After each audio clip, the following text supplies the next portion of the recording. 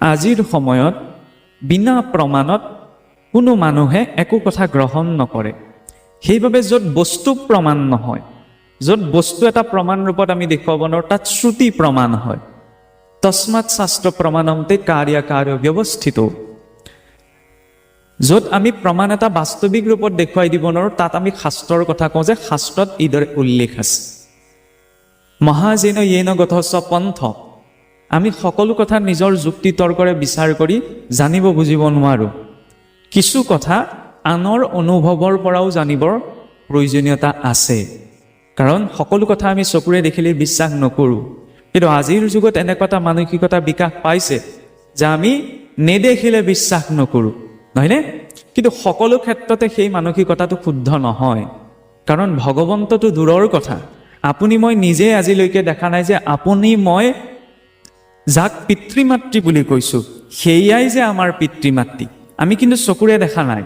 ঋণাত্মকভাৱে কথাটো নল'ব, ধনাত্মকভাৱে ল'ব। কি ক'ব বিচৰা হৈছে? মাতৃহে জানয় কাৰবীৰ্যে পুত্ৰ। সন্তানটো জন্ম হোৱাৰ পাছত সি যেতিয়া জনা বুজা হয়, তাক পৰিচয় দিয়া হয়, নহয়নে? বোলে শুনটো মা বুলি মাতা, দেউতা বুলি মাতা। আমি DNA চাৰ্টিফিকেট চাই মা দেউতা বিচাৰ কৰা নাই, নহয়নে? আৰু প্ৰয়োজনো নাই। আমাক পৰিচয় দিয়া হৈছে। যিদৰে মাতৃগৰাকীয়ে পিতৃ, সুহৃদ, বন্ধু, ভাতৃ, ভগ্নী সকলোৱে পৰিচয় কৰাই দিয়ে, ঠিক তেনেদৰে আমাৰ সনাতন সংস্কৃতিক শাস্ত্ৰসমূহকো মাতৃস্বৰূপ বুলি কোৱা হৈছে। সেইবাবে আমি বেদ মাতৃ বুলি কওঁ, নহয়নে? আৰু ব্যাকৰণিকভাৱেই শাস্ত্ৰ শব্দটো স্ত্ৰীলিংগবাচক। এই শাস্ত্ৰই জানে পিতৃ কোন, নহয়নে? পিতৃ বুলি কাক কোৱা হৈছে আধ্যাত্মিক মাৰ্গত? ভগৱন্ত পুৰুষক। গতিকে তেওঁৰ সঠিক ধাৰণা দিয়াৰ বাবে মাধ্যম লোৱা প্ৰয়োজন শাস্ত্ৰৰ। গাইজনীৰ পৰা যেতিয়া গাখীৰকণ খীৰাই অনা হয়, তাত যদি কোনোবাই কয় গাখীৰতে ঘিউ থাকে, চাওঁ ক'ত আছে ঘিউ? আমি জানো গাখীৰত ঘিউ দেখা পাম? নাপাওঁ। কিন্তু গাখীৰত জানো ঘিউ নথকাকৈ আছে? ঘিউ আছে। কিন্তু যেতিয়ালৈকে এটা সঠিক পদ্ধতি অৱলম্বন কৰা নাযায়, তেতিয়ালৈকে সেই গাখীৰতেই যে ঘিউ আছে, সেই কথাটো সাধাৰণ মানুহজনে জানিব বা উপলব্ধি কৰিব নোৱাৰে। গাখীৰতে ঘিউ দেখুৱাই দিব পৰা যায় যদি সঠিক পদ্ধতিটো জনা যায়, নহয়নে? ভগৱান যে আছে এই কথাটো যুক্তিৰে বুজিব নোৱাৰি। ইয়াৰ এটা নিৰ্দিষ্ট শাস্ত্ৰীয় পদ্ধতি আছে। শাস্ত্ৰীয় পদ্ধতিৰেহে ভগৱন্তক জানিব পাৰি। ঠিক তেনেদৰে যুক্তিৰ তত্ত্বৰ আধাৰত যে অসত্যকো সত্য সজোৱা হয়, সেইবাবে ভক্তি মাৰ্গত যুক্তিক উপেক্ষা কৰা হৈছে। ইয়াত সমৰ্পণত গুৰুত্ব এটা দিয়া হৈছে। ভক্তিৰ বিশেষত্ব সেইখিনিতেই যে অযোগ্য ব্যক্তিজনো ভাৱৰ আধাৰত যোগ্য কৰ্ম কৰিবলৈ অধিকাৰী হয়। কৰ্ম মাৰ্গত ব্যক্তিজনৰ গুণগতভাৱেও যোগ্যতা লাগিব, বৈশিষ্ট্যগতও কিছুমান যোগ্যতা লাগিব, তেতিয়াহে তেওঁ কামটো কৰিব পাৰিব। যদি কৰ্মৰ যোগ্যতা নাথাকে কাম কৰিব পাৰিব জানো? নোৱাৰে। জ্ঞান মাৰ্গতো জ্ঞান লাগিব। জ্ঞান অবিহনে নিৰ্দিষ্ট এটা কাম ব্যক্তি এজনে কৰিব নোৱাৰে। কিন্তু ভক্তি মাৰ্গত তেওঁ কিমান কৰ্মী, তেওঁ কিমান জ্ঞানী, এই কথাটো চাই গুৰুত্ব দিয়া নাযায়। ইয়াত কি গুৰুত্ব এটা দিয়া যায়? যে তেখেতৰ ভাৱ কেনে। ভগৱন্তকো সেইবাবে আমি কওঁ ভাৱগ্ৰাহী জনাৰ্দন। ভগৱন্তই ভক্তৰ পৰা কি বিচাৰে? ভাৱ। ভাৱতহে তেওঁক পাব পৰা যায়। যেতিয়া সমাজত কোনো এজন ব্যক্তিক যিকোনো এটা কৰ্ম কৰিবলৈ সমাজে আজ্ঞা দিয়ে, তেতিয়া তেওঁ কিমান কৰ্মী, তেতিয়া তেওঁ কিমান জ্ঞানী, সকলো ক্ষেত্ৰতে সেইটো দৃষ্টি নিদিয়ে। তেওঁ লক্ষ্য কৰা যায় যে তেওঁ ভাৱ আছে নে নাই। য'ত ভাৱ আছে তাত সকলো সমৰ্পিত হয়, আৰু যদি ভাৱ নাই তেতিয়াহ'লে ভক্তিও ব্যৰ্থ হয়। কাৰণ ভক্তিটো ৰাৱণেও কৰিছিল, হয়নে? ৰাৱণো এজন শ্ৰেষ্ঠ ভক্ত আছিল, মহাদেৱৰ প্ৰপন্ন ভক্ত, হয়নে? ভক্তি ৰাৱণেও কৰিছিল। গতিকে কেৱল ভক্তি কৰিলেই নহ'ব, সেই ভক্তিত ভাৱটো লাগিব। মই কিমান শাস্ত্ৰত পণ্ডিত, মই কিমান শাস্ত্ৰত নিখুঁত, এইটো জৰুৰী নহয়। জৰুৰী হয় তেওঁৰ প্ৰতি ভাৱ কেনেধৰণৰ আছে। আৰু সেই ভাৱৰ আধাৰতেই পুৰাণসমূহৰ বৈশিষ্ট্য নিৰ্ণয় কৰা হৈছিল। আৰু সেই বৈশিষ্ট্যসমূহক আমাৰ শাস্ত্ৰীয় মাৰ্গত লক্ষণ বুলি কোৱা হয়। এতিয়া সেই 18খন পুৰাণ লিখিবলৈ বা প্ৰস্তুত কৰিবলৈ যাওঁতে পণ্ডিতসকলে যিদৰে প্ৰকৃতিক ত্ৰিগুণাত্মিকা বুলি কৈছে, যে প্ৰকৃতিৰ সমস্ত বিষয়, সমস্ত বস্তু তিনিটা গুণত আমি ভাগ কৰিব পাৰোঁ, নহয়নে? অণু পৰমাণুৰ পৰা আৰম্ভ কৰি বাক্য বচন সাজ পোছাকলৈকে সমাজ তত্ত্বটো কিমানবিলাক ভাগ আছে। বিজ্ঞানতো অণু পৰমাণু প্ৰজিটন ইলেক্ট্ৰনলৈকে ঢেৰ ভাগ আছে, নহয় নে? মানুহৰ বৈশিষ্ট্য, চাৰিত্ৰিক বৈশিষ্ট্য, গুণগত বৈশিষ্ট্যৰ ওপৰত বহুতবিলাক ভাগ আছে। কিন্তু শাস্ত্ৰীয় মাৰ্গৰ মহানতা চাওক, সকলো বিষয়ক মাত্ৰ 3টা গুণৰ মাজত ভাগ কৰিব পৰা দেখুৱাই দিলে, যে সাত্বিক, ৰাজসিক, তামসিক। সেয়া লাগিলে খোৱা বস্তুটোৱেই হওক, সেয়া লাগিলে পৰিধান কৰা বস্ত্ৰই হওক, মানুহেই হওক, আনকি দেৱী দেৱতাও নহওক কিয়, এই 3টা গুণত ভাগ কৰিব পাৰি। সেইবাবে শাস্ত্ৰসমূহৰো, গ্ৰন্থসমূহৰ এই 3 গুণ ভিত্তিক বোলে ভাগ আছে। 18 পুৰাণৰ ভিতৰত কিছু পুৰাণ সাত্বিক গুণ প্ৰধান, কিছু পুৰাণ ৰজোগুণীয়া উপাসনা প্ৰধান, আৰু কিছু পুৰাণ তমোগুণীয়া উপাসনা প্ৰধান। সেইবাবে পুৰাণবিলাকৰ মাজত কথাৰ অমিল আছে। কিন্তু পুৰাণত যি বৈশিষ্ট্য থাকিব লাগে, তাৰ থাকিবলগীয়া 10টি লক্ষণ বোলে একমাত্ৰ শ্ৰীমদ ভাগৱতৰ জৰিয়তে ব্যক্ত হ'ল। সেইবাবে পণ্ডিতসকলে, গুৰুসকলে শ্ৰীমদ ভাগৱতক সূৰ্য পুৰাণ বুলি গ্ৰহণ কৰে। আৰু কোৱাও যায় যে সৰ্ববেদান্ত সাৰথি শ্ৰী ভাগৱতমিষ্যতে। গাখীৰকণ কেতিয়া পাম? যেতিয়া গাইজনী থাকিব। গাইজনী নথকাকৈ যদি গাখীৰকণ কিনিবলৈ যাওঁ, তেতিয়া কি ঠিক কোনোবাই পানী মিহলাই গাখীৰ খুৱাইছে, নহয়নে? ইনডাইৰেক্টলি কথা দুটামান প্ৰকাশ পাব। আপোনালোকে নিজৰ মতি অনুসাৰে তাক বুজি ল'ব। আৰু গতিকে এই শ্ৰীমদ ভাগৱতৰ সাৰ গ্ৰহণ কৰিবলৈ যাওঁতে গাইজনী লগত লাগে, নহয়নে? গাইজনী নোহোৱাকৈ গাখীৰকণৰ শুদ্ধতাটো আমি আশা কৰিব নোৱাৰোঁ।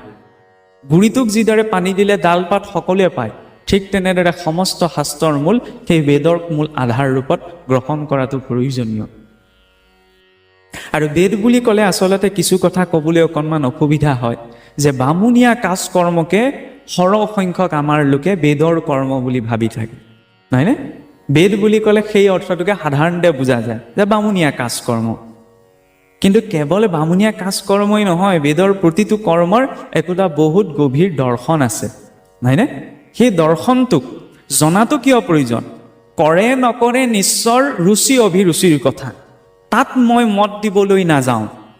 সেই সম্পৰ্কত মোৰ কোৱাৰো অধিকাৰ নাই, কাৰণ আপুনি সেইটোৱেই কৰিব যিটো আপোনাৰ চেতনাই ঢুকি পাইছে, নহয়নে? মই সেইটোৱেই কৰিম যিটো মোৰ চেতনাই ঢুকি পাইছে। গতিকে তাত ক'বলগীয়া নাই। কিন্তু বিষয়বিলাক এইবাবেই জানিব লাগে, নকৰিলেও অন্তত যাতে বিষয়খিনিৰ প্ৰতি অশ্ৰদ্ধাটো নাথাকে, হয়নে? শ্ৰদ্ধাটো বহুত ডাঙৰ কথা। আমি যেনেকৈ খ্ৰীষ্টান ধৰ্মৰ নীতি নিয়ম আমি পালন নকৰোঁ, ইছলাম ধৰ্মৰো নীতি নিয়ম পালন নকৰোঁ, কিন্তু তাৰ অৰ্থ এইটো নহয় যে আমি খ্ৰীষ্ট ধৰ্মীসকলক, ইছলাম ধৰ্মীসকলক অপমান কৰোঁ, নহয় জানো? সন্মান কৰোঁ ন মানুহৰ ৰূপত। সেই দৰ্শনটো লাগে যে নামানিব পাৰোঁ, কিন্তু আমি অসন্মানো নকৰোঁ। ধৰ্মৰ প্ৰাথমিক প্ৰয়োজনীয়তা সেইখিনিতেই। ধৰ্মই কি শিকায়? আজিকালি এটা ধৰি লওক নতুনকৈ ট্ৰেণ্ড এটা ওলাইছে, আমি ধৰ্ম নেমানো, আমুক নেমানো, তামুক নেমানো, এনেকুৱা ধৰণৰ। কিয় কোৱাজনকো আমি দোষী সাব্যস্ত কৰিব নোৱাৰোঁ। কিয় কৈছে? কাৰণ ধৰ্মৰ নামত সমাজত যদি ভেদাভেদ দেখে, হয়নে, ইজন সিজনৰ মাজত অমিলতা দেখে, তেতিয়াহ'লে স্বাভাৱিক কথা নতুন মানুহ এজনে ক'বই যে মই ধৰ্ম নামানো। কিন্তু ধৰ্ম কিয় লাগে? মই অকণমান কটু উদাহৰণ এটা দিম, যে চাওকচোন, যদি ভাতৃ আৰু ভক্তিৰ মাজত বিবাহ হয়, তেতিয়াহ'লে সন্তান জন্ম হ'বনে নহ'ব বাৰু? শুনিবলৈ এইটো নাভ্ৰুত নাশ্ৰুত কথা, হয়নে? কিন্তু উত্তৰটো কি হ'ব? কিছুমান কথা অকণমান কটুতাৰে গ্ৰহণ কৰাটো প্ৰয়োজন, তেতিয়া স্থায়ীকৈ হৃদয়ত থাকি যায়। ভাতৃ আৰু ভগ্নীৰ মাজতো বিবাহ হয়, তেতিয়াহ'লে সন্তান জন্ম হ'বই। কিন্তু সেই কৰ্মটো আমি কেতিয়াও মানি নলওঁ। ল'ম জানো? কোনে নামানিবলৈ কৈছে? কোনোবাই আমাক কৈছে জানো? ভগৱানে নকৰিবলৈ কৈছেহি জানো? নাই কোৱা নহয়। আমাৰ মনটোৱে মানি লোৱা নাই, আমি মনেৰে মানি নলওঁ। কিয় মানি নলওঁ? সেইটোৱেইটো ধৰ্ম। ধৰ্ম সেইকাৰণেই লাগে, মৰ্যাদা নিৰূপণৰ বাবে, হয়নে? মৰ্যাদাত থাকি যেতিয়া জীৱনটোত কৰ্ম কৰা যায়, তেতিয়া কোনো জটিলতাৰ সন্মুখীন হোৱা নাযায়। কিন্তু মৰ্যাদাক লংঘন কৰি যেতিয়া গুচি যোৱা যায়, তেতিয়াহ'লে যত যিমান সমস্যা আহে। সেইবাবে এটা বাউণ্ডেৰী লাগে। দেৱী সীতাকো যেতিয়া ৰাৱণে হৰণ কৰিবলৈ গৈছিল, ৰাৱণৰ সামৰ্থ্যতা নাই যে সীতাক ৰাৱণে হৰণ কৰিব পাৰিব। কিমান শক্তিশালী আছিল!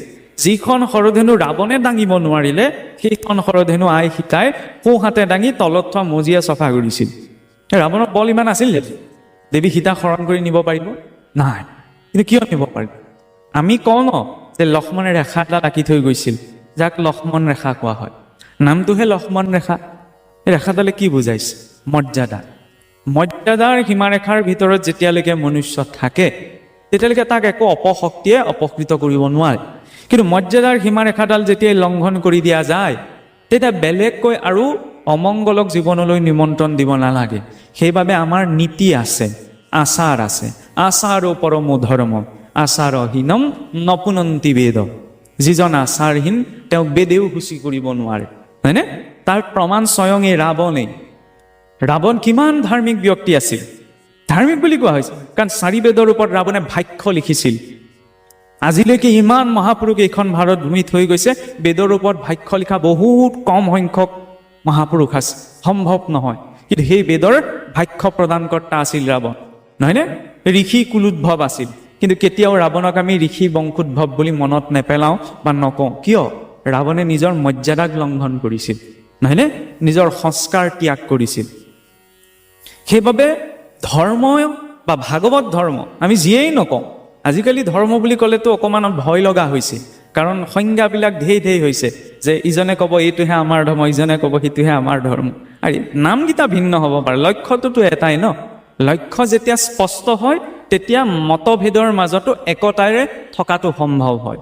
প্ৰমাণ স্বয়ং সমুদ্ৰ মন্থনৰ যিটো কাহিনী, দেৱতা আৰু অসুৰ কাৰো মিল নাই, কিন্তু সমুদ্ৰ মন্থন কৰোঁতে কোনেও অবজেকশ্যন ধৰিব নোৱাৰিলে। কিয়? উদ্দেশ্যটো যে মহৎ আছিল। উদ্দেশ্য কি আছিল? অমৃত প্ৰাপ্তি। যেতিয়া উদ্দেশ্যটো শ্ৰেষ্ঠ হয় তেতিয়া তাৰ মাজত সৰু সৰু কথাবিলাকত লাগি সমাজত কেতিয়াও বিশৃংখলতাই দেখা নিদিয়ে। কিন্তু উদ্দেশ্যটো যেতিয়া সৰু সুৰা হয় তেতিয়া মোৰ আপোনাৰ লগত অমিল হোৱাটো স্বাভাৱিক, সকলোৰে মনবিলাক একেই নহয়। তাৰ মাজত অসমতুল্যতা দেখা দিয়ে। সেইবাবে শাস্ত্ৰ যেতিয়া অধ্যয়ন কৰা যায়, শাস্ত্ৰ যেতিয়া পাঠ কৰা যায়, শাস্ত্ৰ যেতিয়া চৰ্চা কৰা যায়, শাস্ত্ৰ বুদ্ধিৰে সকলো কথা বুজাটো প্ৰয়োজন, মনুষ্য বুদ্ধিৰে নহয়। যেতিয়া আমি মনুষ্য বুদ্ধিৰে শাস্ত্ৰ বুজিবলৈ আৰম্ভ কৰোঁ তেতিয়া অৰ্থৰ অনৰ্থ হৈ পৰে। শাস্ত্ৰত যিটো দৃষ্টিকোণ দিয়া গৈছে সেইটো দৃষ্টিকোণেৰেই তাক গ্ৰহণ কৰাটো প্ৰয়োজন। এতিয়া এই 10টি লক্ষণৰ কথা ক'বলৈ যাওঁতে আপোনালোক সকলোৱে জানে যে আমাৰ সন্মুখত যি শ্ৰীমদ ভাগৱত পাঠ হৈ আছে, এই শ্ৰীমদ ভাগৱত 12টি স্কন্ধৰ, নহয়নে? 335টি অধ্যায়, 18,000 শ্লোক, ইমান এভাগ ডাঙৰ গ্ৰন্থ।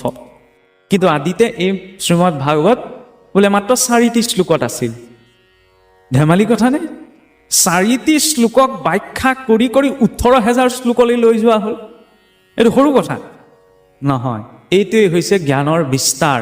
প্ৰথম অব্যক্ত, অব্যক্তৰ পৰা সূক্ষ্ম, সূক্ষ্মৰ পৰা স্থূল, এইটো হৈছে বিস্তাৰ। এইটো হৈছে জগত সৃষ্টিৰ ক্ৰম। আৰু স্থূলৰ পৰা সূক্ষ্ম, সূক্ষ্মৰ পৰা অব্যক্ত, এইটো হৈছে জগত ধ্বংসৰ ক্ৰম। ইয়ৎ পিণ্ডে তৎ ব্ৰহ্মাণ্ডে, জগতখনত যি ঘটিত হৈ আছে এই পিণ্ডৰূপী শৰীৰটো সেই একেটা ক্ৰমেই ঘটিত হয়। এইটো শৰীৰ প্ৰথমতে মাতৃগৰ্ভত কি ৰূপত থাকে? অব্যক্ত, হয়নে নহয়? অব্যক্তৰ পৰা সি সূক্ষ্ম ৰূপ পায়, অৰ্থাৎ প্ৰথম শৰীৰটোৰ ভ্ৰূণটোৰ বিকাশ পায়। তাৰপিছত যেতিয়া জন্ম হয় স্থূল ৰূপ পায়, নহয়নে? একেটা ক্ৰমেই নহয় জানো? অব্যক্তৰ পৰা সূক্ষ্ম, সূক্ষ্মৰ পৰা স্থূল। ওলোটা ৰিভাৰ্চত কি হৈ যায়? আপোনাৰ স্থূলৰ পৰা সূক্ষ্ম। যেতিয়া এই শৰীৰটোৰ পৰা জীৱ ওলাই যাব, ইয়াক যেতিয়া দাহ সংস্কাৰ কৰা যাব তেতিয়া ইয়াৰ স্থূলতা নষ্ট হৈ কিহলৈ পৰিৱৰ্তন হয়? সূক্ষ্ম। অগ্নিত কিয় দাহ কৰা হয়? অগ্নিয়ে যিকোনো এটা পদাৰ্থক স্থূল আৰু সূক্ষ্ম ৰূপলৈ পৰিৱৰ্তন কৰিব পাৰে। 19ৰ দশকত এজন বিখ্যাত পদাৰ্থ বিজ্ঞানী এলবাৰ্ট আইনষ্টাইনে এটা পদাৰ্থ বিজ্ঞানত সূত্ৰ দিছিল, যাৰ মতে ভৰক কিদৰে শক্তিলৈ ৰূপান্তৰ কৰিব পাৰি গাণিতিকভাৱে। কিন্তু সেইটো দৰ্শন আমাৰ সংস্কৃতিত পূৰ্বৰ পৰা আছে। ইমান এটা স্থূল পদাৰ্থক নিমিষতে অগ্নিৰ জৰিয়তে সূক্ষ্মলৈ ৰূপান্তৰ কৰি দিয়া যায়। অগ্নিয়ে কি কৰে? স্থূল সূক্ষ্ম দুটা ৰূপত ভাগ কৰে। চাওকচোন, যিদৰে অন্তিম সংস্কাৰ অগ্নিত হৈছে, প্ৰাৰম্ভিক সংস্কাৰো অগ্নিতে হয়। মাতৃগৰ্ভত যেতিয়ালৈকে জঠৰাগ্নিৰ উষ্ণতা নাপায় তেতিয়ালৈকে ভ্ৰূণটোৰ বিকাশ সম্ভৱ নহয়। তাতো অগ্নি আছে। জগতৰ ধ্বংস হওঁতেও অগ্নি আছে, পাছত ওলাবগৈ এইখিনি। আৰু জগতৰ সৃষ্টিটো অগ্নি আছে। যেতিয়া বোলে বিগ বেং হৈছিল, মহানাদ বিস্ফোৰণ হৈছিল, তাতো এক প্ৰচণ্ড উত্তাপৰ প্ৰকট হৈছিল। আৰু আমি সেইবাবে গুৱা পাণ এটা আগবঢ়াওঁতেও চাকি গছ জ্বলাই লওঁ, হয়নে? মাংগলিক কৰ্ম কৰোঁতে চাকি গছ জ্বলাই লওঁ। আমি শুভ কাম কৰোঁতে নিজে জ্বলাই পেলাই ফু মাৰি নুমুৱাই নিদিওঁ। আজিকালি সোমাইছে আৰু তেনেকুৱা অকণমান সংস্কৃতি এটা। মাংগলিক কৰ্ম কৰোঁতে অন্ততঃ অগ্নি কিয় জ্বলোৱা হয়? আমি কওঁ গুৰুবন্তী বুলি, সেইটো আমাৰ দৰ্শনৰ ভাৱ। কিন্তু কিয় কোৱা যায়? তাত অগ্নি সাক্ষী ৰূপত আছে। অগ্নিক ঈশ্বৰৰ নেত্ৰ বুলি কোৱা হয়, অৰ্থাৎ ঈশ্বৰৰ চক্ষু। সেইবাবে অগ্নি প্ৰজ্বলিত কৰিহে যিকোনো কৰ্ম আমাৰ কৰা যায়, সেইটো দৰ্শন। আৰু যাই হওক, এই অব্যক্তৰ পৰা সূক্ষ্মৰ যিটো ক্ৰম, সেই ক্ৰমটোত চাবলৈ যাওঁতে আদিতেতো চতুশ্লোকী ভাগৱতো নাছিল। চাবলৈ গ'লে একাক্ষৰ ৰূপী প্ৰণৱ ধ্বনিহে আছিল, ওমকাৰ ধ্বনি। তাৰ পৰাই বিভিন্ন ধ্বনিৰ উৎপত্তি হৈ শব্দৰ বিস্তাৰ ঘটিল। আৰু প্ৰণৱ অৰ্থাৎ ওমকাৰ, হিন্দু মানুহে ওমকাৰ কয়, বাকীবিলাক মানুহেতো নকয়। তেতিয়াহ'লে আমাৰ মানুহে ওমকাৰটো আদি, বাকীবিলাকৰ মতেতো নহয়। কিন্তু চাওক, ওমকাৰটো, প্ৰণৱ ধ্বনিটো, এইটো কেৱল হিন্দু বা সনাতন মানুহে উচ্চাৰণ কৰা শব্দ নহয়। কথা ক'ব নোৱাৰা মানুহ এজনলৈ লক্ষ্য কৰিবচোন, তেওঁ মাত্ৰ 3টা ধ্বনিয়ে উচ্চাৰণ কৰিব পাৰে, অ, উ আৰু হয়নে? এই অ, উ আৰু এই 3টা ধ্বনি হৈছে সকলো শব্দৰ মূল আধাৰ।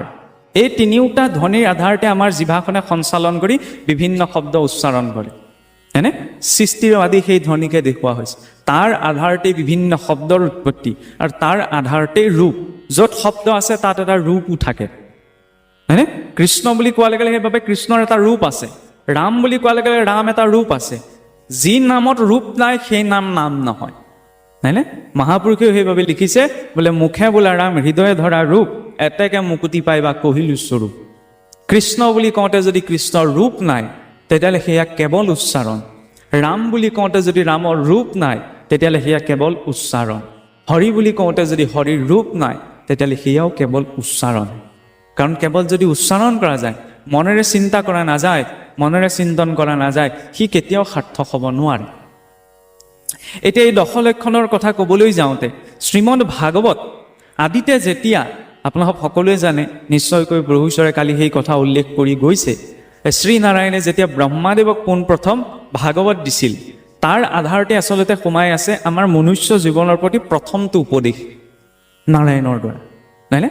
আমি সেইটো সংস্কৃতিৰ লোক, যিটো সংস্কৃতিয়ে স্বয়ং ঈশ্বৰৰ পৰা উপদেশ লৈছে। কিন্তু পৰিতাপৰ কথা, আমি সেইবিলাক মনত বান্ধি থাকোঁতে কোনোবাখিনিত অকণমান গৰ্বিতও হৈ যাওঁ। আৰু সেই গৰ্বভাৱটো থকাৰ বাবে আমি যিটো পৰ্যায়ত বিকাশ লাভ কৰিব লাগিছিল আধ্যাত্মিক ক্ষেত্ৰখনত, আমি পৰা নাই। বাৰু যাই হওক, পৰা নাই যদি আমি কিয় কৰি আছোঁ? আমি ধৰি লওক ইমান ভাগৱত চৰ্চা কৰিছোঁ, ধৰ্ম চৰ্চা কৰিছোঁ, কিছুসকলে আমাৰ মুখৰ পৰাই কেতিয়াবা ওলাই যায়, যিদৰে পৰিৱৰ্তন হ'ব লাগিছিল সেইদৰে হোৱা নাই। আৰে, আজিৰ পৰা 100 বছৰ আগতে মানুহে ভাগৱত কি চিনি নাপায়, এতিয়া মানুহে ভাগৱত কি জানে, নহয়নে? ব্যাখ্যা দূৰলৈ থৈছোঁ, অকণমান মই আঁতৰাই থৈছোঁ। কিন্তু আজিৰ এইখন অসমত এনেকুৱা এজন ব্যক্তি নাই, যিজন ব্যক্তিয়ে অন্ততঃ শ্ৰীমদ ভাগৱতৰ ক'ত কি আছে এইখিনি মনত নাথাকিব পাৰে, কিন্তু শ্ৰীমদ ভাগৱতত কি আছে অন্ততঃ নিজৰ মনৰ ভিতৰতে ধাৰণা এটা আছে, নহয়নে? পুৱা গধূলা ঈশ্বৰ সেৱা কৰে, আৰু যিমান যি হ'লেও উদ্দেশ্য লাগিলে যিয়েই নহওক, নহয়নে? অন্ততঃ নামঘৰলৈ অহা হৈছে, নামঘৰলৈ আহে, ঈশ্বৰমুখী হৈছে। ইয়াতকৈ আৰু কি পৰিৱৰ্তন আশা কৰিব লাগিছে? ভক্তজনৰ এইটো প্ৰকৃতি বা ঈশ্বৰে যি ৰূপত দিয়ে তাতেই তুষ্ট হোৱা। আমি সমাজ সাংঘাতিক ৰূপত পৰিৱৰ্তন কৰিব নোৱাৰোঁ, নহয়নে? কাৰণ সমাজৰ চিন্তাধাৰা ব্যক্তিৰ ওপৰত নিৰ্ভৰশীল নহয়। আমি নিজক পৰিৱৰ্তন কৰিব পাৰোঁ। নিজৰ পৰিৱৰ্তনে চাৰিওকাষটো পৰিৱৰ্তন। ফুলপাহিত যেতিয়া গোন্ধ আহে, ফুলপাহে তেতিয়া মৌ-মাখিক নিমন্ত্ৰণ দিব নালাগে, হয় জানো? যদি গোন্ধ আছে তেতিয়াহ'লে মৌ-মাখিয়ে 1000 মাইল দূৰৰ পৰা হ'লেও উৰি আহিব। আমি নিজক ঠিক কৰিব পাৰোঁ। নিজেই যদি ঠিকে থকা যায়, ভালখিনি নিজৰ প্ৰতি আকৰ্ষণ হ'বই, বেয়াখিনি নিজৰ পৰা আঁতৰি যাবই। আৰু যদি মই নিজকে বেয়া কৰি লওঁ, তেতিয়াহ'লে ভালৰ মাজত থাকিও বেয়াখিনিহে মোৰ প্ৰতি আকৰ্ষিত হ'ব, বেয়াখিনিহে মোৰ জীৱনলৈ আহিব, নহয়নে?